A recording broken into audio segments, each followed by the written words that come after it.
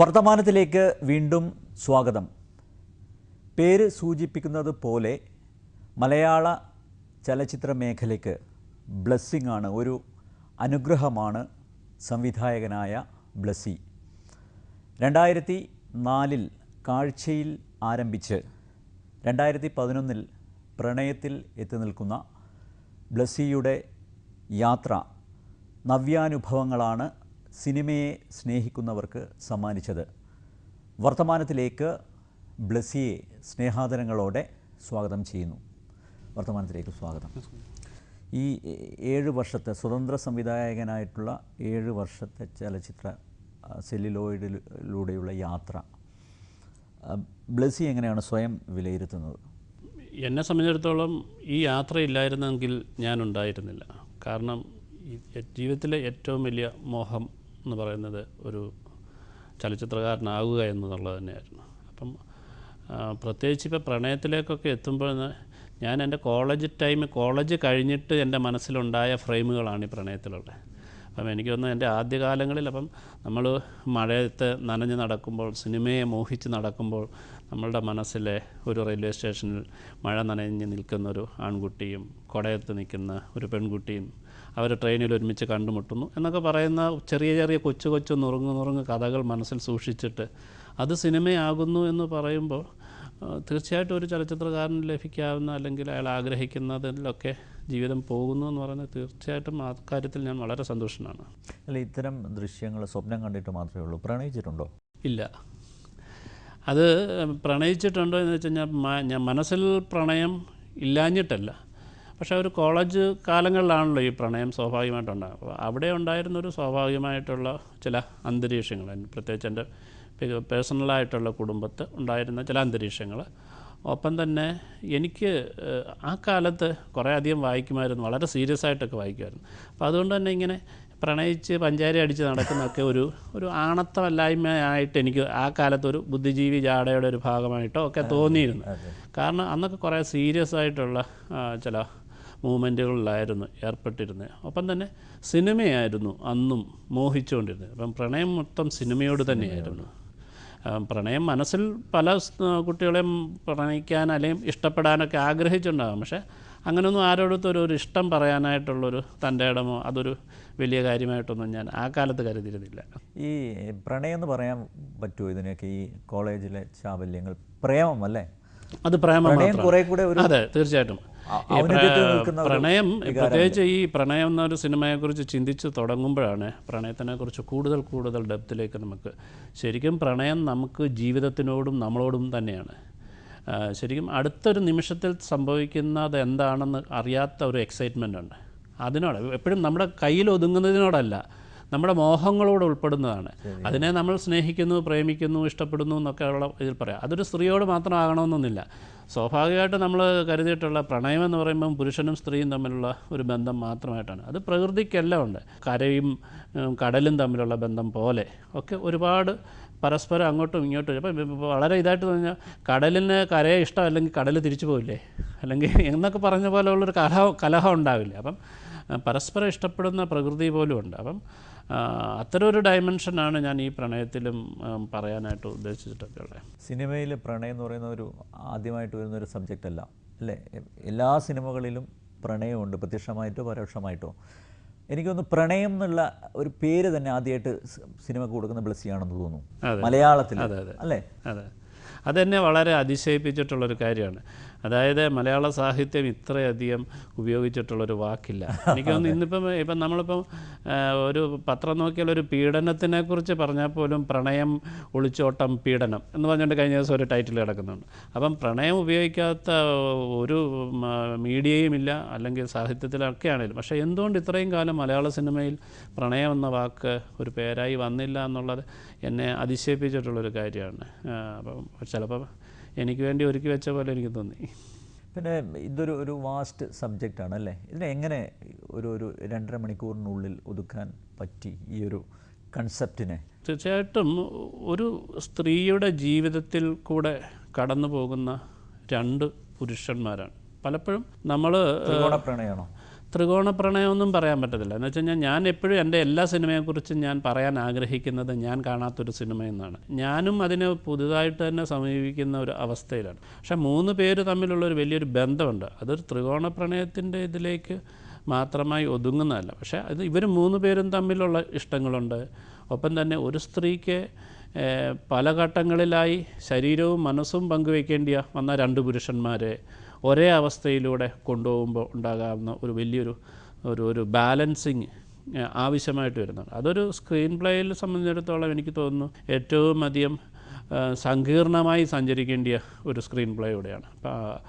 അത് ഈ ജയപ്രദ എന്ന് പറയുന്ന ആർട്ടിസ്റ്റിന് വളരെ എന്താ പറയുക, ഒരു സർക്കസുകാരി പെൺകുട്ടി ഈ കയറിൽ കൂടെ നടക്കുന്നത് പോലെ നടക്കേണ്ട ഒരു ബാലൻസിങ് പ്രക്രിയ വേണ്ടി വന്നിരുന്ന ഒരു ക്യാരക്ടറോടാണത്.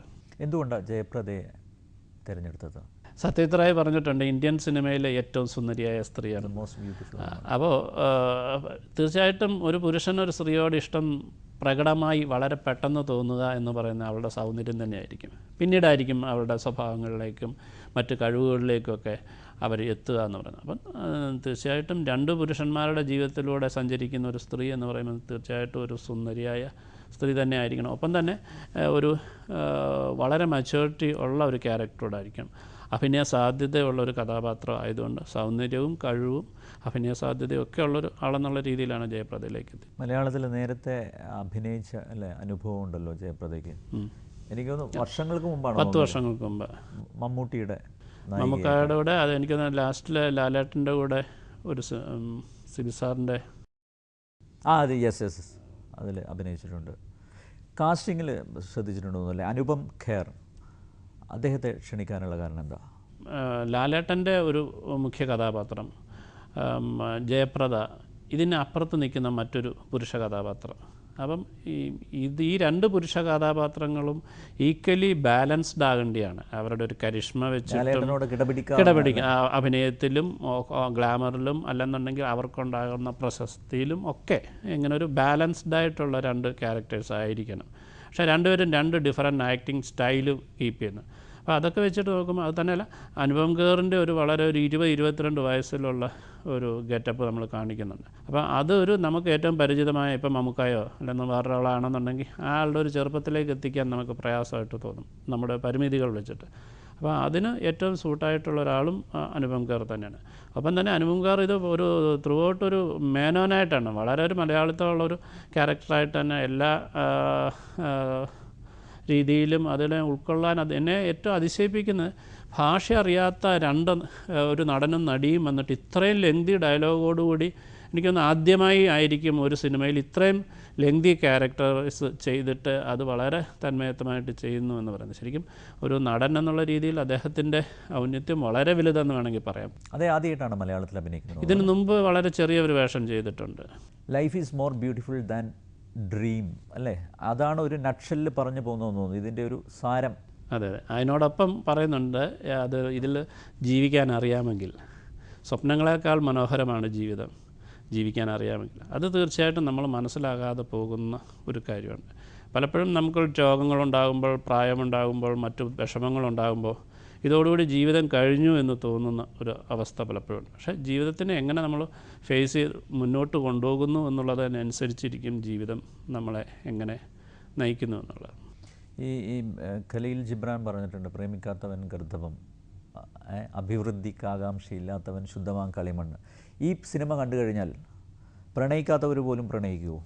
പ്രണയം മനസ്സിൽ എനിക്ക് നഷ്ടപ്പെടാത്തവർക്ക് പ്രണയിക്കാത്തവരില്ല എന്ന് തോന്നുന്നു അല്ലേ? പ്രണയം എന്ന് പറയുന്നത് നമ്മുടെ ഒരു പ്രണയം മനസ്സിലില്ലെങ്കിൽ ജീവിക്കാൻ പറ്റത്തില്ല. എനിക്ക് തോന്നുന്നു ആത്മഹത്യക്ക് മുമ്പ് മാത്രം നഷ്ടപ്പെടേണ്ട ഒരവസ്ഥയാണ് പ്രണയം. അല്ലെങ്കിൽ അത്തരത്തിലുള്ള ഒരു പ്രണയത്തിനോടുള്ളൊരു കടുത്ത നിരാശയൊക്കെ ആയിരിക്കും ചിലപ്പോൾ ഒരു ആത്മഹത്യയോടൊക്കെ എത്തുന്നത്. അപ്പം പ്രണയം ഇല്ലാത്ത മനുഷ്യരാരും തന്നെ ഉണ്ടാകാൻ സാധ്യതയില്ല. അത് മനുഷ്യരെന്നുള്ള ജീവജാലങ്ങളൊന്നും ഉണ്ടാകാൻ സാധ്യതയില്ല. പ്രേക്ഷകരെ മദ്ദിപ്പിക്കുന്ന അല്ലേ ലൊക്കേഷൻ, എങ്ങനെയാണ് അത് ചൂസ് ചെയ്തത്? പലപ്പോഴും ഒരു സിനിമ എഴുതി കഴിയുമ്പം പിന്നെ ഈ അതിൻ്റെ ഒരു യാഥാർത്ഥ്യങ്ങളിലേക്ക് എത്തിക്കുക എന്നുള്ളതാണ് ഒരു ലൊക്കേഷൻ ഹണ്ടിനെ സംബന്ധിച്ചിടത്തോളം. അത്തരത്തിലുള്ള ഒരു അന്വേഷണം എല്ലാ സിനിമയ്ക്കും ഉണ്ടാകാറുണ്ട്. എനിക്ക് തോന്നുന്നു ഒരു മൊത്തം നമ്മൾ യാത്ര ചെയ്യുന്ന കിലോമീറ്ററുകളൊക്കെ നോക്കുകയാണെങ്കിൽ ഇന്ത്യ മുഴുവൻ സഞ്ചരിച്ച് വരാനുള്ള സമയമൊക്കെ ആയിക്കിട്ടുണ്ടാവും എന്ന് പറയുന്നത് പോലെയാണ് ഇപ്പം ഇതിൻ്റെ ഓരോ ലൊക്കേഷനുകളിലേക്കുള്ള അന്വേഷണങ്ങൾ പോകുന്നത്. പ്രത്യേകിച്ച് ധനുഷ്കോടിയിൽ ഒരുപാട് സിനിമകൾ ഷൂട്ട് ചെയ്തിട്ടുണ്ട്. പക്ഷേ അവിടെ ആരും കാണാതെ കിടക്കുന്ന ഒരു സ്ഥലത്തേക്ക് നമുക്ക് എത്താൻ പറ്റി എന്നുള്ളതാണ് ഈ സിനിമയുടെ ഒരു പ്രത്യേകത. ഏർവാടിക്ക് അടുത്തുള്ളൊരു സ്ഥലത്ത് ഒരു വലിയൊരു ഹ്യൂജ് ഷിപ്പ് വന്ന് കരയ്ക്ക് അടിഞ്ഞിരിഞ്ഞിട്ട് ഒരു 10-20 വർഷമായിട്ട് കിടക്കുക, മൊത്തം തുരുമ്പ് പിടിച്ചിട്ട്. അപ്പോൾ അത് ധനുഷ്കോടിയിൽ എത്ര സിനിമകൾ ഷൂട്ട് ചെയ്യും, ഈ അടുത്ത സമയത്ത് വരെ ഷൂട്ടിങ് നടന്നിട്ടുണ്ട്. പക്ഷേ ഈ ലൊക്കേഷൻ ആർക്കും കിട്ടിയിട്ടില്ല. അപ്പം നമുക്ക് പ്രണയത്തിനായി മാറ്റിവെച്ചിരിക്കുന്ന ലൊക്കേഷൻ പോലെ നമുക്ക് തോന്നിയിട്ടുണ്ട്. താങ്കൾ തന്നെ തിരഞ്ഞെടുത്തതാണോ ലൊക്കേഷൻ? ഇതിനു മുമ്പ് യാത്ര ചെയ്തിട്ടുണ്ടോ അവിടെ? ധനുഷ്കോടി ഞാൻ അതിന് മുമ്പ് പോയപ്പോൾ ഈ സ്ഥലം കണ്ടിരുന്നില്ല. എന്നുവെച്ചാൽ അവിടുത്തെ ലോക്കൽ ലൊക്കേഷൻ മാനേജർക്ക് പോലും എനിക്ക് ഇത് കാണിച്ചു തരാൻ പറ്റിയിട്ടില്ല. അങ്ങനെ ആയിരുന്നെങ്കിൽ നേരത്തെ ഇതിനു മുമ്പുണ്ടായിരുന്ന അൻവർ ഭട്ടുള്ള അമൽ നീരജിൻ്റെ പല സിനിമകളും അവിടെ ഷൂട്ട് ചെയ്തിട്ടുള്ളൂ. പക്ഷേ അതിനുശേഷം എനിക്കൊരു ഇൻഫർമേഷൻ ചെയ്യുന്നതാണ് ഇങ്ങനൊരു സ്ഥലം ഉണ്ടെന്ന് അറിഞ്ഞിട്ട് പിന്നെ രണ്ടാമത് പോയപ്പോഴാണ് ആ ഒരു സ്ഥലം കണ്ടുപിടിക്കുന്നത്. ഈ അതിൻ്റെ സെറ്റിനെ കുറിച്ച് ആർട്ട് ഡയറക്ടറുടെ ഒരു കമൻറ്റ് കേട്ടു. കാരണം അവിടെ ഏതോ വിദേശികൾ വന്ന സമയത്ത് ഗൈഡ് പറഞ്ഞു കൊടുക്കുകയാണ് ഇത് വർഷങ്ങൾക്ക് മുമ്പ് കൺസ്ട്രക്ട് ചെയ്ത ഒരു ബ്രിഡ്ജാണ് ഇത്, അത്രയും ഒരു ഒറിജിനാലിറ്റി തരുന്ന അതെ പ്രശാന്തിൻ്റെ രീതിയിലാണ് കൺസ്ട്രക്ട് ചെയ്തതെന്ന് പറഞ്ഞു.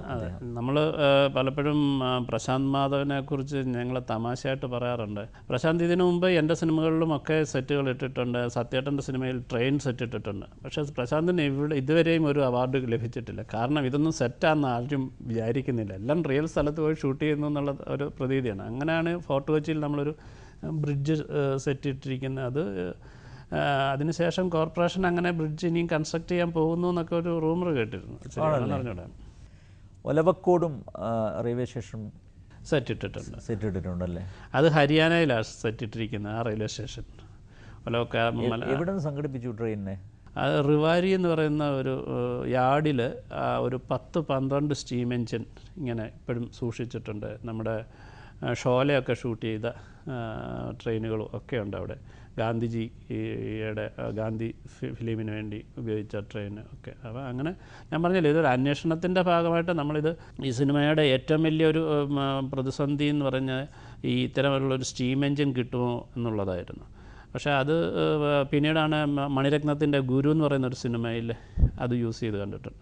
അങ്ങനെ നമ്മൾ നോക്കിയപ്പോഴാണ് ഇത് അന്വേഷിച്ചിട്ടാണ് നോർത്തേൺ റെയിൽവേയിലെ റിവാരി എന്ന് പറയുന്നൊരു സ്ഥലത്തേക്ക് എത്തുകയും പിന്നെ അവിടെ നമ്മൾ അതിൻ്റെ ഒരു സെറ്റ് ക്രിയേറ്റ് ചെയ്യുകയൊക്കെ ചെയ്യും. എനിക്കൊന്ന് കോംപ്രമൈസ് ചെയ്യാറുള്ളതെന്ന് അല്ലേ? മനസ്സിൽ ഉദ്ദേശിക്കുന്നൊരു സംഗതി നടന്നിരിക്കണം മാക്സിമം. പക്ഷേ ഒരുപാട് സിനിമയാണ്, കോംപ്രമൈസ് ചെയ്യാതിരിക്കാൻ പറ്റില്ല. പ്രത്യേകിച്ച് നമ്മുടെ ഒരു ബഡ്ജറ്റ് പിന്നെ മുഖ്യമായ ഘടകമായിട്ട് വരും. അപ്പം അതിൻ്റെ ലിമിറ്റേഷൻ എങ്കിലും മാക്സിമം അതിനുവേണ്ടി കോംപ്രമൈസ് ചെയ്യാൻ ശ്രമിക്കും.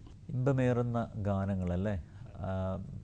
പ്രണയത്തിൻ്റെ എനിക്കൊന്നൊരു സവിശേഷ അതുകൂടിയാണെന്ന് തോന്നുന്നു.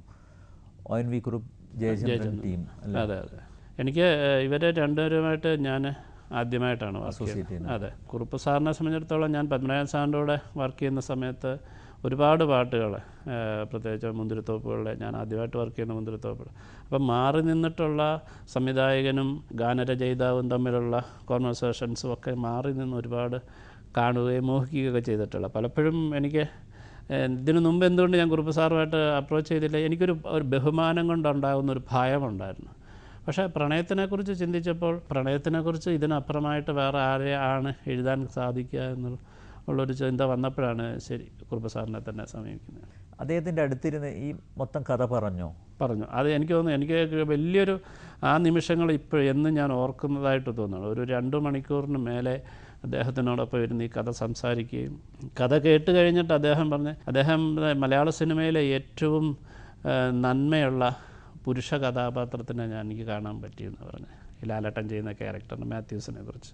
അതുപോലെ ജയചന്ദ്രൻ്റെ അല്ലേ 101ാമത്തെ ചിത്രമാണെന്ന് തോന്നുന്നു. അതെ, ജയചന്ദ്രനും ഇത്തരം ഭാവങ്ങളല്ലേ ആവാഹിക്കാൻ ഏറ്റവും കഴിവുള്ള ഒരു സംഗീത സംവിധായകനാണ്.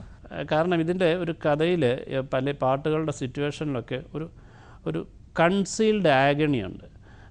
അതൊരു പുറമേ പ്രത്യക്ഷമാകാത്ത ഒരു തരത്തിലുള്ള ഒരു വികാരം ഉൾക്കൊള്ളുന്ന ഒരു അവസ്ഥ ഈ കഥാപാത്രങ്ങൾ വഹിക്കുന്നുണ്ട്. അപ്പോൾ അതുകൊണ്ട് തന്നെ ഉള്ളിൽ ഉറഞ്ഞു കിടക്കുന്ന ഒരു സംഗീതം അറിയാതെ വരും എന്നുള്ളതാണ്. അപ്പം പലപ്പോഴും ഇന്നും എന്നെ ഇതിൻ്റെ സൗണ്ട് മിക്സ് ചെയ്ത തപസ് വിളിച്ചിട്ട് പറഞ്ഞ് സിനിമ എന്നെ വീണ്ടും വീണ്ടും ഇങ്ങനെ ആ സിനിമയിൽ നിന്ന് ഞാൻ ഇപ്പോഴും പോയിട്ടില്ല എന്ന് പറഞ്ഞുകൊണ്ട് വിളിക്കുന്നു. അപ്പോൾ അങ്ങനെ ഒരു കാര്യം, അതൊരു എപ്പോഴും നമുക്ക് വികാരങ്ങൾ വളരെ പ്രകടമാകുമ്പോഴാണ് നമുക്ക് പെട്ടെന്ന് നഷ്ടപ്പെടുന്നത്. പ്രകടമാകാത്ത വികാരങ്ങൾ അറിയാതെ മനസ്സിൽ നമുക്കിങ്ങനെ ഊറിക്കൊണ്ടിരിക്കും. അനുപം ഖേറും നല്ലൊരു കോംപ്ലിമെൻ്റ് തന്നല്ലോ. അതായത് അദ്ദേഹം ഇഷ്ടപ്പെടുന്ന ഏറ്റവും മികച്ച 7 സിനിമകളിൽ ഒന്ന് ആണ് പ്രണയം. സ്വന്തം സിനിമയെക്കുറിച്ച് നമ്മൾ സംസാരിക്കുക എന്ന് പറയുന്നതാണ് ഏറ്റവും വർഷങ്ങൾക്ക് മുമ്പ് ബ്ലസ്സി മനസ്സിൽ കരുതി വെച്ച കുറേ ചില്ലുകൂട്ടിൽ വെച്ച കുറേ ദൃശ്യങ്ങൾ എങ്ങനെ ഇത് 100% പെർഫെക്ഷനോടുകൂടി അത് ചിത്രീകരിക്കാൻ സാധിച്ചു എന്ന് കരുതുന്നുണ്ടോ?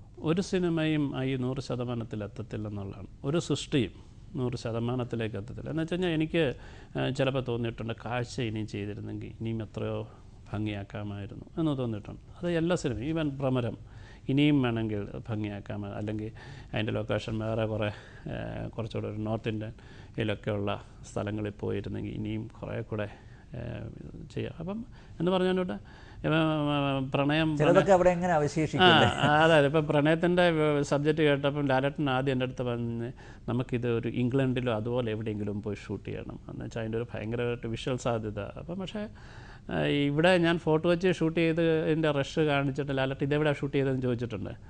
അപ്പം എന്ന് പറയുന്നത് പോലെ നമുക്കൊരു പൂർണ്ണതയിൽ നമുക്ക് എന്തെങ്കിലും ഒരു ജോലി ചെയ്തു തീർത്തു കഴിഞ്ഞാൽ പിന്നെ നെക്സ്റ്റ് എന്ന് പറഞ്ഞുള്ള ഒരു ചിന്ത വളരെ ബുദ്ധിമുട്ടായിട്ട് വരും. അപ്പോൾ അതുകൊണ്ട് തന്നെ ഒന്നും അങ്ങനെ ഒരു പൂർണ്ണമായിട്ട് ഒരു സാറ്റിസ്ഫാക്ഷൻ ആയി എന്ന് നമുക്ക് പറയാൻ അവകാശപ്പെടാൻ പറ്റത്തില്ല. ഞാൻ ഏതൊരു ഇംഗ്ലീഷ് പത്രത്തിൽ വായിച്ചു, ബോളിവുഡിലേക്ക് പിന്നെ ടിക്കറ്റ് കിട്ടാൻ പോകുന്നു, അനുപം ഖേർ തന്നെ അനിൽ കപൂറിനോട് സംസാരിച്ചു എന്ന്, നമുക്ക് ഇദ്ദേഹത്തെ ഹിന്ദിയിലേക്ക് കൊണ്ടുപോകണം. അനുപംജിയുടെ എനിക്കൊരു ഓഫറുണ്ട് അദ്ദേഹത്തിൻ്റെ ഒരു പ്രൊഡക്ഷൻ കമ്പനിയുടെ. അപ്പം തന്നെ ജയപ്രദയും അവരുടെ ഒരു പ്രൊഡക്ഷന് വേണ്ടി ചെയ്യാനായിട്ട് ഇതുണ്ട്. പക്ഷേ ഒരു ഹിന്ദി സിനിമയിൽ ഒരു അവസരം കിട്ടി എന്ന് പറഞ്ഞുകൊണ്ട് ഇപ്പോൾ ഒരു 2 പ്രോജക്റ്റ് ഓൾമോസ്റ്റ് എനിക്ക് വേണമെങ്കിൽ ചെയ്യാവുന്നതാണ്. പക്ഷേ അത് തന്നെ അങ്ങനെ പെട്ടെന്ന് അങ്ങനെ അതിലേക്ക് എടുത്തു ചാടാനായിട്ട് ഞാൻ ചിന്തിക്കുന്നില്ല. കാരണം എനിക്ക് വ്യക്തമായി ഒരു സിനിമ ഹിന്ദിയിൽ, അപ്പോൾ എനിക്ക് മലയാളത്തിൽ ചെയ്തിട്ടുള്ളൊരു സിനിമകൾ പോലെ, അല്ലെങ്കിൽ മലയാളത്തിൽ എനിക്കൊരു ഫിലിം മേക്കർ എന്നുള്ള കിട്ടുന്ന ഒരു അവസ്ഥ പോലെ തന്നെ എനിക്ക് കിട്ടാവുന്ന അല്ലെങ്കിൽ എന്നെ അവിടുത്തെ പ്രേക്ഷകരും മറ്റാൾക്കാരും അംഗീകരിക്കത്തക്ക രീതിയിലുള്ളൊരു സിനിമ എന്നിലേക്ക് എത്തുമ്പോഴാണ് ഞാൻ ആ സിനിമയെക്കുറിച്ച് മോഹിക്കേണ്ടത്. അല്ല ഒരു ഹിന്ദി സിനിമ എന്ന് പറഞ്ഞു കഴിഞ്ഞാൽ മറ്റൊരു ലാംഗ്വേജ് എന്നുള്ള അഭിപ്രായമായിട്ട് എനിക്ക് അതിനെക്കുറിച്ച്. അല്ല ഈ മറുഭാഷാ ചിത്രങ്ങളിലേക്ക് പോകുമ്പോൾ കൺസ്ട്രെയിൻ എന്താണ് താങ്കൾക്ക് തോന്നുന്നത്? അല്ല മുഖ്യമായി ഭാഷയുടേതായിട്ടുള്ളൊരു പ്രശ്നം. ഞാനിത് ആദ്യം തന്നെ എൻ്റെ അടുത്ത് പറഞ്ഞപ്പോൾ ഞാൻ അനുപംജിയുടെ അടുത്ത് പറഞ്ഞു എനിക്ക് ഹിന്ദിയൊന്നും അങ്ങനെ അറിയത്തില്ല, ഭാഷയുടെ പ്രശ്നമുണ്ടെന്ന് പറഞ്ഞു. അപ്പോൾ അദ്ദേഹം പറഞ്ഞ് നിങ്ങളുടെ മനസ്സിൽ സിനിമയുണ്ടല്ലോ അത് മതി എന്നാണ് പറഞ്ഞത്. അപ്പം എനിക്കും അങ്ങനെ തന്നെ അതിനെക്കുറിച്ച് ഒരു തടസ്സമാണോ? ആവണമെന്നില്ല. പക്ഷേ ഒരു കൾച്ചറൊക്കെ കുറച്ച് പ്രത്യേകിച്ച് സബ്ജക്റ്റ് അത്തരം ഡിമാൻഡ് ചെയ്യുന്നുണ്ടെങ്കിൽ ചിലപ്പോൾ ഉണ്ടാകുന്ന ചില ബുദ്ധിമുട്ടുകളുണ്ടാകും. പക്ഷേ അതൊക്കെ ഇപ്പോഴത്തെ ഒരവസ്ഥയിൽ ഒരുപാട് മാനേജ് ചെയ്യാവുന്നതാണ്. കുറേ വർക്ക് ചെയ്ത് ഞാൻ മാനേജ് ചെയ്യാവുന്നതാണ്. ഇതിൻ്റെ നിർമ്മാതാവ് സജീവായിട്ടുള്ള അസോസിയേഷൻ എങ്ങനെയാണ്?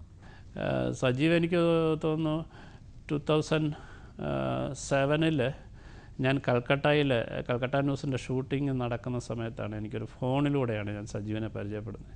എന്നെ അതിശയിപ്പിച്ച ഏറ്റവും വലിയൊരു കാര്യമാണ് സജീവ് എൻ്റെ അടുത്ത് പറഞ്ഞു ബ്ലസ്സിയുടെ ഏറ്റവും നല്ലൊരു സിനിമ എനിക്ക് വേണമെന്ന്. ഞാൻ ചോദിച്ചു ഏതെങ്കിലും ആർട്ടിസ്റ്റുകൾ വേണമെന്ന് ചോദിച്ചു. എനിക്കങ്ങനെ ആർട്ടിസ്റ്റുകളൊന്നും വേണ്ട, ബ്ലസ്സിയുടെ ഏറ്റവും നല്ലൊരു സിനിമയാണ് എനിക്ക് വേണ്ടി. അപ്പം ഞാൻ പറഞ്ഞു എന്നെ അതിശയിപ്പിക്കുകയും എന്നെ ഭയങ്കരമായിട്ട് വെല്ലുവിളിക്കുകയും ചെയ്യുന്ന പോലെയാണല്ലോ എന്ന് പറഞ്ഞു. അപ്പോൾ അങ്ങനത്തെ ഒരു നല്ല സിനിമ എടുക്കണമെന്ന് മാത്രം ആഗ്രഹത്തോടുകൂടി വന്നിട്ടുള്ള വളരെ വിരളമായ ചില പ്രൊഡ്യൂസേഴ്സിലൊരാളാണ്.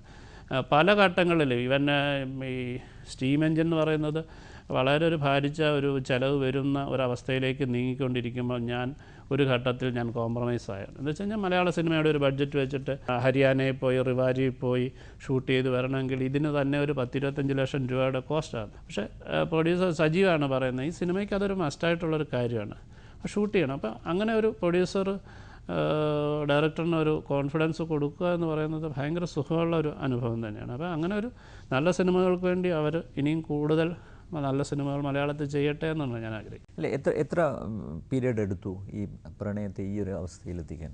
ഇതിൽ നമ്പർ ഓഫ് ഡേയ്സ് വളരെ കുറവാണ്, ഒരു 41 ദിവസം ഷൂട്ട് ചെയ്തിട്ടുള്ളൂ. ഇന്ത്യയിലെ ഏറ്റവും 3 വലിയ ആക്ടേഴ്സാണ്, ഇപ്പോൾ ലാലേട്ടൻ, അനുപം ഖേർ, ജയപ്രദ. അപ്പോൾ ഇവരെയൊക്കെ കൂടെ ഒന്ന് കോർഡിനേറ്റ് ചെയ്യാനായിട്ടുള്ള ബുദ്ധിമുട്ട് കാരണം ഒരു 3-4 ഷെഡ്യൂളുകളായിട്ട് ഇത് തീർക്കാൻ പറ്റിയിട്ടുള്ളൂ. അതുകൊണ്ട് തന്നെ ഒരു 4-5 മാസത്തെ ഒരു പ്രോസസ്സിൻ്റെ ഉള്ളിലുണ്ടായി. മോഹൻലാൽ മമ്മൂട്ടിയും ഇല്ലാതെ നല്ല സിനിമ ചെയ്യാൻ പറ്റില്ല, അങ്ങനെ ഒരു ഫീലിംഗ് ഉണ്ടോ? ഒരിക്കലും ഇല്ല. എനിക്കൊന്ന് എന്നോട് അത്തരം ചോദ്യങ്ങൾ അപ്രസക്തമാണ്. കാരണം നിലവിൽ നിൽക്കുന്ന ഒരു മോഹൻലാൽ സിനിമയോ മമ്മൂട്ടി സിനിമയോ ഞാൻ ചെയ്തിട്ടില്ല. ഇപ്പം ലാലേട്ടൻ്റെ ഏറ്റവും അടുത്ത സിനിമ എന്ന് പറഞ്ഞാൽ ചൈന ടൗൺ എന്ന് പറഞ്ഞ സിനിമ. അപ്പോൾ അത്തരം അതിൻ്റെ ഒരു ബോക്സ് ഓഫീസോ അതിൻ്റെ ഒരു മറ്റെന്തെങ്കിലും മാനറിസങ്ങളോ ഉൾക്കൊള്ളുന്ന രീതിയിലാണ് ഞാൻ എൻ്റെ സിനിമകളെന്നുണ്ടെങ്കിൽ മാത്രമേ അത്തരം ക്വസ്റ്റ്യൻ്റെ പ്രസക്തിയുള്ളൂ. അപ്പോൾ എൻ്റെ സിനിമയിൽ ഈ സിനിമയിൽ മോഹൻലാൽ ഒരു വീൽ ചെയറിൽ ഇരുന്നാണ് അഭിനയിക്കുന്നത്. അപ്പം 300 സിനിമ ചെയ്തിട്ടുള്ള ആൾ ആദ്യമായിട്ടാണ് ഒരു വീൽ ചെയറിൽ നടക്കാതിരുന്ന് അഭിനയിക്കുന്നു എന്ന് പറയുന്നതിൻ്റെ അകത്ത് കഥാപാത്രത്തിൻ്റെ പ്രസക്തി അവിടെയാണ്. അല്ല, ഈ മോഹൻലാലിനെ പോലുള്ളൊരു ഒരു കലാകാരൻ്റെ എല്ലാ പൊട്ടൻഷ്യൽസും യൂസ് ചെയ്യാൻ പറ്റുന്നു ബ്ലസ്സിയെ പോലുള്ള സംവിധായകന്. പലപ്പോഴും ഈ കൊമേഴ്സ്യൽ സിനിമ ഇദ്ദേഹം അഭിനയിക്കുന്ന, അല്ലെ മമ്മൂട്ടി ആവട്ടെ അഭിനയിക്കുന്ന കൊമേഴ്സ്യൽ സിനിമകൾക്ക് ഇപ്പം വർത്തമാനകാലത്ത് തിരിച്ചടിയാണ് സംഭവിക്കുന്നത്. അതിനിടെ ഒരു ബ്രേക്കല്ലേ സത്യം പറഞ്ഞു കഴിഞ്ഞാൽ ബ്ലസ്സിയുടെ? അല്ല, പ്രത്യേകിച്ച് പ്രേക്ഷകരെ സംബന്ധിച്ചിടത്തോളം വ്യത്യസ്തമെന്ന് ഇവർ വളരെയധികം പ്രതിഭകളുള്ള നടന്മാർ തന്നെയാണ്. അപ്പം അവരുടെ കഴിവുകളിലേക്ക് അവരുടെ മാത്രം കാരണമായിട്ട് നമുക്കതിനെ കാണാൻ പറ്റത്തില്ല. ഒരു നല്ല സിനിമയുടെ കഥയും നല്ലൊരു വ്യത്യസ്തമായ ഭാവങ്ങളോടുകൂടെയുള്ള ഒരു കഥാപാത്രവും കൊണ്ടു കൊടുക്കുമ്പോൾ അവർ നിഷേധിക്കുന്നില്ലല്ലോ. അത് അവരിലേക്ക് എത്തുക എന്നുള്ളത്. അവർ എഴുത്തുകാരല്ല, അവർ സംവിധായകരല്ല. അപ്പം നല്ല എഴുത്തുകാരും സംവിധായകരും നല്ല കഥാപാത്രങ്ങളുമായിട്ട് എന്തുകൊണ്ട് അവരെ സമീപിക്കുന്നില്ല? അല്ല, അവരെ മാത്രം ഇത് കുറ്റം പറഞ്ഞിട്ട് കാര്യമൊന്നുമില്ല.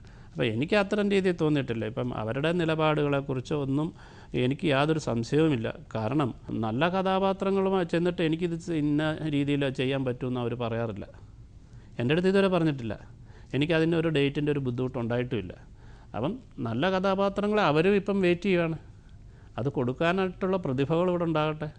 എന്നോട് എൻ്റെ ചില സുഹൃത്തുക്കൾ പറഞ്ഞു, മോഹൻലാലിൻ്റെ സ്ഥാനത്ത് മമ്മൂട്ടിയായിരുന്നെങ്കിൽ കുറേ കൂടെ മനോഹരമാക്കാമായിരുന്നു. കാരണം പ്രണയം എന്ന് പറയുന്ന ഒരു അനുഭവം അത് വളരെ ഭംഗിയായിട്ട് ആവിഷ്കരിക്കാൻ മമ്മൂട്ടിക്ക് കുറച്ചുകൂടെ സാധിക്കുമായിരുന്നു എന്നുള്ളത്. ഇറ്റ്സ് ജസ്റ്റ് എ കമൻറ്റ് കേട്ടോ. ആദ്യം തന്നെ മനസ്സിൽ ലാലേട്ടൻ തന്നെയാണോ വന്നത് ഈ ഒരു ക്യാരക്ടറിനെ കുറിച്ച് ചിന്തിച്ചപ്പോൾ? ഇല്ല, ഈ സിനിമയിലെ 2 കഥാപാത്രങ്ങൾ, ഒരു മേനോനും ഒരു മാത്യൂസും. ഇപ്പം കൂടുതൽ രംഗങ്ങളിലേക്ക് എത്തുന്ന അത് മേനോനാണെങ്കിൽ മാത്യൂസിൻ്റെ ഒരു ഡെപ്ത് മറ്റൊരു തലത്തിൽ നിന്നുണ്ട്. അദ്ദേഹത്തിൻ്റെ കഥാപാത്രത്തിൽ ഉണ്ടാകുന്ന ആഴത്തിൽ കൊണ്ടാണ് മാത്യൂസ് പൂർണ്ണമാകുന്നത്. മമ്മൂക്കായുമായിട്ട് ഞാൻ ഈ സിനിമയുടെ കഥ ആദ്യം ഡിസ്കസ് ചെയ്തതാണ്. മമ്മൂക്ക ചെയ്യുന്നൊരു സിനിമ എന്നുള്ള രീതിയിൽ തന്നെ മുന്നോട്ട് ചിന്തിച്ച് ഞങ്ങൾ എഴുതി തുടങ്ങിയതിൻ്റെ ഒരു പകുതി ഘട്ടങ്ങളെ അഴിച്ചത്. പക്ഷേ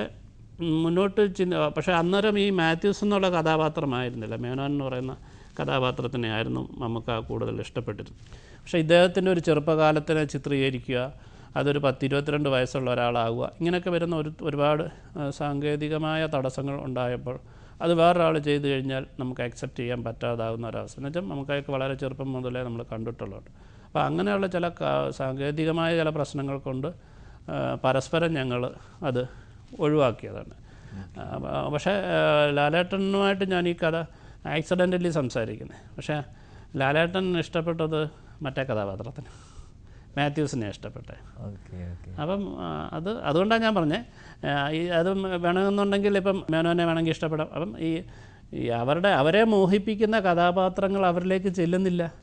അപ്പോൾ ഒരിക്കലും നമ്മളെ ഒരു തെറ്റായ രീതിയിൽ ഇവരെ കാണുകയാണ് ശരിക്കും പലപ്പോഴും. എന്ന് വെച്ച് കഴിഞ്ഞാൽ അഭിനയത്തിൻ്റെ കാര്യത്തിൽ ഇന്ത്യൻ സിനിമയിൽ തന്നെ ഇനി ഇങ്ങനെ ഒരു ആർട്ടിസ്റ്റുകളെ നമുക്ക് ലഭിക്കാനായിട്ടുള്ള ഇനിയും കാത്തിരിക്കേണ്ടിയിരിക്കും. അപ്പം അവരിലേക്ക് നല്ല കഥാപാത്രങ്ങൾ എത്തുന്നില്ല എന്നുള്ളത് തന്നെയാണ് അതിൻ്റെ സത്യം. പുതുമുഖങ്ങളും കുറേ പേരെ അവതരിപ്പിച്ചിട്ടുണ്ട് അല്ലേ ഈ സിനിമയിൽ? കഥ ഡിമാൻഡ് ചെയ്യുന്നത് തന്നെയാണ്. അത് തന്നെ പലപ്പോഴും നമ്മൾ അങ്ങനെ ആലോചിക്കുന്നതെന്ന് പറഞ്ഞാൽ സ്ഥിരമായ അവസ്ഥയിൽ നിന്ന് ഈ കഥാപാത്രമായിട്ട് തന്നെ പെട്ടെന്ന് ഫീൽ ചെയ്യും. ഇന്നാർ അഭിനയിക്കുന്നു എന്ന് പറയുന്നതിന് പകരം. പക്ഷേ അനൂപ് മേനോൻ അഭിനയിച്ചിട്ടുണ്ട്, അനുപം ഖേറിൻ്റെ മകനായിട്ട് അഭിനയിച്ചിട്ടുണ്ട്. പക്ഷേ ചില അല്ലാതെ കുറേ ശ്രീനാഥ, അപൂർവ എന്നൊക്കെ പറയുന്ന ആര്യൻ, നിവേദ ഒക്കെ പുതിയ ആൾക്കാരാണ്. ഈ സിനിമ പൂർത്തിയായി കഴിഞ്ഞപ്പോൾ എത്രത്തോളം റൊമാൻറ്റിക്കായി താങ്കൾ? അല്ല, ഞാൻ ഒരു കലാകാരൻ ഭാര്യയോട് തന്നെ ചോദിക്കേണ്ടി വരും.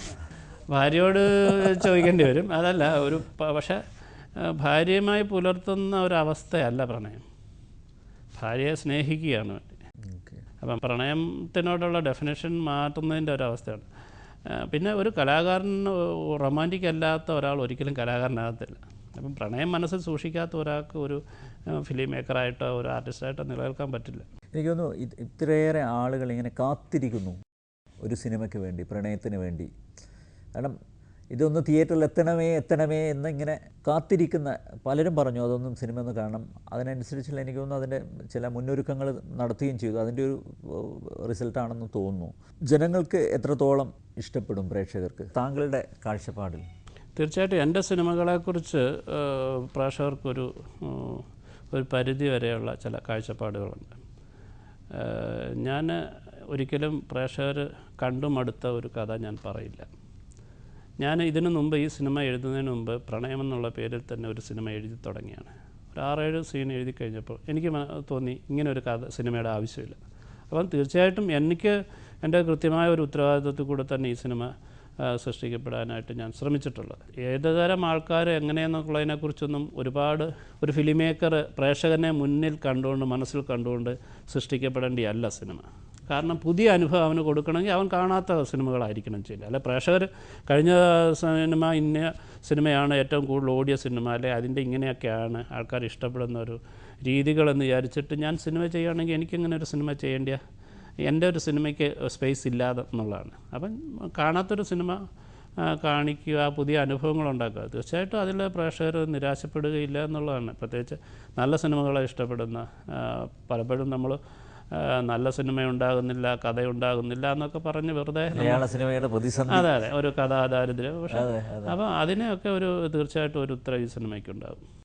മലയാളത്തിലെ യുവ സംവിധായകരെ കുറിച്ച് എന്താ താങ്കളുടെ അഭിപ്രായം? ഇപ്പം നമ്മളിത് എടുത്തു നോക്കിക്കഴിഞ്ഞാൽ ഈ ഒരു മേഖല എടുത്തു നോക്കിക്കഴിഞ്ഞാൽ ബിഗ് ബജറ്റ് ചിത്രങ്ങൾ അല്ലെങ്കിൽ സൂപ്പർ സ്റ്റാറുകളെ വെച്ച് ചെയ്യുന്ന പടങ്ങളെല്ലാം തിരിച്ചടി ഉണ്ടാകുന്നു. അതേസമയം ചില യുവ സംവിധായകർ പ്രതീക്ഷ നൽകുന്നു. ലോ ബജറ്റ് ചിത്രങ്ങൾ തീർച്ചയായിട്ടും ബഡ്ജറ്റ് അല്ല എൻ്റെ മുഖ്യമായിട്ട് ഈ വ്യത്യസ്തമായ കഥ പറച്ചിലും കഥയുമാണ് അതിൻ്റെ രീതികൾ. കഥ തന്നെയാണ് തീർച്ചയായിട്ടും. എന്ന് വെച്ച് കഴിഞ്ഞാൽ അതുകൊണ്ട് പുതിയ സമീപനങ്ങളുണ്ടാവുക, ജീവിത സാഹചര്യങ്ങൾ മാറുന്നതനുസരിച്ച്. എന്ന് വെച്ച് കഴിഞ്ഞാൽ വളരെ നമ്മുടെ ഇപ്പോൾ കേരളത്തിൻ്റെ പശ്ചാത്തലങ്ങളൊക്കെ മാറി. ഇപ്പോഴും നമ്മളൊരു ഷൊർണൂർ ബേസ് ചെയ്തിട്ടുള്ള ഒരു 4 കെട്ടും എന്നൊക്കെ പറഞ്ഞുകൊണ്ട് ഇങ്ങനെ ഇരുന്ന് കഴിഞ്ഞ് കഴിഞ്ഞാൽ ചിലപ്പം അതിൻ്റെ അകത്ത് ഇപ്പം മാറ്റങ്ങൾ എപ്പോഴും ജനജീവിതങ്ങളിൽ സമൂഹത്തിൽ സംഭവിച്ചിരിക്കുന്ന മാറ്റങ്ങൾക്ക് ഈ പറഞ്ഞതിൻ്റെ തൊട്ട് കലാകാരന്മാരുടെ ചിന്തകളും മാറുമ്പോൾ തീർച്ചയായിട്ടും പ്രത്യേകിച്ച് വളരെ സർട്ടിലായിട്ടുള്ള കഥകളൊക്കെയാണ് ഇപ്പം പറഞ്ഞു പോകുന്നത്. ഇപ്പം തമിഴ് സിനിമകളിലൊക്കെ ഒത്തിരി അതുപോലുള്ള മാറ്റങ്ങൾ വന്നിട്ടുണ്ട്. അപ്പം കൂടുതലായിട്ടുള്ള തീർച്ചയായിട്ടും റവല്യൂഷൻ എപ്പോഴും സംഭവിക്കുന്ന എന്താ എന്തെങ്കിലും ഒരു കാര്യങ്ങൾ വന്ന് കുഴപ്പമായിട്ട് ഡീകേ ചെയ്തിട്ട് ഇങ്ങനെ ഇരിക്കുന്ന ഒരവസ്ഥയിലാണ് പിന്നീട് ഇപ്പോൾ ഒരു റവല്യൂഷൻ ഉണ്ട്. അപ്പം തീർച്ചയായിട്ടും പുതിയ തലമുറയിൽ നിന്ന് അത്തരമൊരു മാറ്റം തീർച്ചയായിട്ടും ഉണ്ടാവേണ്ടിയിരിക്കുന്നതാണ്. അല്ല, നല്ലൊരു തീം കണ്ടെത്താൻ എത്രത്തോളം സ്ട്രഗിൾ ചെയ്യേണ്ടി വരും? ചിലപ്പം മാസങ്ങളും വർഷങ്ങളും ഒക്കെ എടുക്കണം. എനിക്കൊന്നും ഭ്രമരം കഴിഞ്ഞിട്ട് 2.25 വർഷം കഴിഞ്ഞിട്ടാണ് പ്രണയം ഇറങ്ങുന്നത്. അല്ല, ഓരോ വർഷം ഒരു സിനിമ പോലും ചെയ്യുന്നില്ല. അല്ല, അതൊരു അത് പേഴ്സണലായിട്ടുള്ള നമ്മുടെ ചില ഒരു സിനിമ കഴിഞ്ഞിട്ടുണ്ടാകുന്ന നമ്മുടെ വായനകളെ, യാത്രകളെ, അങ്ങനെയൊക്കെയുള്ള കണ്ടിന്യൂസ് സിനിമ ഒരു സിനിമ ഒരു തൊഴിലെന്നുള്ള രീതി ഞാൻ ഇതുവരെ കണ്ടിട്ടില്ല. അപ്പോൾ എനിക്ക് ചെയ്യേണ്ട ഒരു സിനിമ ഉണ്ടാകുമ്പോഴും ഞാൻ സിനിമ ചെയ്യുമെന്നുള്ളത്. വെറുതെ എൻ്റെ ഒരു സിനിമയുടെ ഒരു ഇതെടുക്കുമ്പോൾ ലിസ്റ്റ് എടുക്കുമ്പോൾ വെറുതെ ഒരു സിനിമ എന്നുള്ള രീതിയിൽ ഒരു സിനിമ ഉണ്ടാകാൻ പാടില്ല എന്ന് ആഗ്രഹിക്കുന്ന ഒരാളാണ്. അപ്പോൾ അതുകൊണ്ട് തന്നെയാണ്. അപ്പോൾ ഇപ്പം പ്രണയം ഷൂട്ട് കഴിഞ്ഞപ്പോൾ ലാലേട്ടൻ എൻ്റെ അടുത്ത് വെച്ച് ഇനി എന്ത് ചെയ്യുമെന്ന് ചോദിച്ചു. അപ്പോൾ നമ്മളെങ്ങനെ വ്യത്യസ്തതകൾക്ക് വേണ്ടിയുള്ള നമ്മുടെ അന്വേഷണങ്ങൾ ഇനി അങ്ങനെ ഒരു സിനിമയിലേക്ക് വിഷയത്തിൽ എത്തിയില്ലെങ്കിൽ ഞാൻ സിനിമ ചെയ്യത്തില്ല. അല്ല, സ്വന്തമായിട്ട് സ്ക്രിപ്റ്റ് ചെയ്യുമ്പോൾ അത് എത്രത്തോളം ആയാസരഹിതമാക്കുന്നുണ്ട്? അതിലേക്ക് ഈ എത്തുന്നത് ഒരു പ്രൊഡക്ഷൻ പ്രോസസ്സ് തീർച്ചയായിട്ടും ഒരു സ്വന്തമായി സ്ക്രിപ്റ്റ് ചെയ്യുക തന്നെയാണ് ഫിലിം മേക്കേഴ്സ് ചെയ്യേണ്ടതെന്നുള്ളതാണ് എൻ്റെ ഒരു അഭ്യർത്ഥന. കാരണം പലപ്പോഴും ഒരു സംവിധായകൻ്റേതായിട്ടുള്ള വ്യത്യസ്തമായ രീതിയും കാഴ്ചപ്പാടുകളൊക്കെ കഥയ്ക്കും കഥാപാത്രത്തിനും ഒക്കെ കൂടുതൽ പൂർണ്ണത ഉണ്ടാക്കാൻ പറ്റുമെന്നുള്ളതാണ്. ഇപ്പം നമ്മുടെ ഭാഷയിൽ മാത്രമേ ഉള്ളൂ സംവിധായകനും തിരക്കഥാകൃത്തും രണ്ടാൾക്കാരാകുന്നത്. ലോക സിനിമ തൊട്ട് നോക്കിക്കഴിഞ്ഞാൽ ഇപ്പം ഏറ്റവും കൂടുതൽ നമ്മുടെ അയൽ സംസ്ഥാനമായ തമിഴ്നാട്ടിലൊക്കെ ഒത്തിരി മാറ്റങ്ങൾ സംഭവിക്കുന്നതിൻ്റെ മുഖ്യ കാരണം സംവിധായകൻ തന്നെ തിരക്കഥ എഴുതുന്നു എന്നുള്ളതാണ്. എന്തായാലും പ്രണയം മഹത്തായ ഒരു അനുഭവമാകട്ടെ എല്ലാവർക്കും, പ്രേക്ഷകർക്കും. എന്തായാലും വളരെയധികം നന്ദി. താങ്കൾക്ക് എല്ലാ ഭാവുകങ്ങളും ആശംസിക്കുന്നു. വർത്തമാനത്തിൽ പങ്കെടുത്തതിന് വളരെയധികം നന്ദി.